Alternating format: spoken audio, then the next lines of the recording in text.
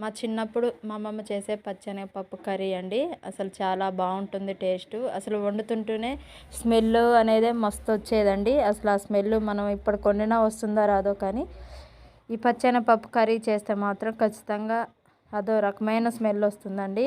Smell చూస్తూనే మంచిగా కడుపు నిండిపోతుంది. ముందుగా అయితే ఆయిల్ పోసుకొని హీట్ ఎక్కాక కొన్ని ఉల్లిగడ్డ పచ్చిమిర్చి వేసుకొని అవి ఫ్రై అయిపోయిన తర్వాత కరివేపాకు వేసుకొని మంచిగా పసుపు వేసి ఫ్రై చేసుకోవాలండి. అవి ఫ్రై అయిన తర్వాత ఒక 4-5 ఉల్లిగడ్డలు కట్ చేసి పెట్టుకున్నవి వేసుకొని అవి మగ్గిన తర్వాత మనం ఒక గంట నానబెట్టుకున్న పచ్చెనగపప్పును వేసుకొని అయితే ఆయిల్లో కొద్దిసేపు అయితే ఉడికించుకోవాలండి. అవి ఉడికిన తర్వాత ఉప్పు కారం వేసుకొని అయితే ఒకసారి కలుపుకొని మంచిగా కారం ఉప్పు పట్టే వరకు అయితే మంచిగా మగ్గించుకోవాలండి.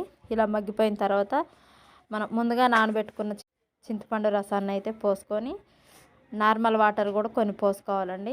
మంచిగా ఉడికించుకోవాలి. అసలు చాలా బాగా టేస్ట్ వస్తుంది ఈ కర్రీ అనేది. అసలు మన చిన్నప్పుడు వండుతుంటేనే అసలు ఇదేం కర్రీ అని అనుకునే వాళ్ళమండి. అంత బాగుండేది. దీని స్మెల్ టేస్ట్ కూడా అలాగే ఉంటుందండి. చాలా సింపుల్గా అయితే చేసుకోవచ్చు. మీరు కూడా ట్రై చేయండి. కర్రీ అయితే ఉడికిపోయిందండి.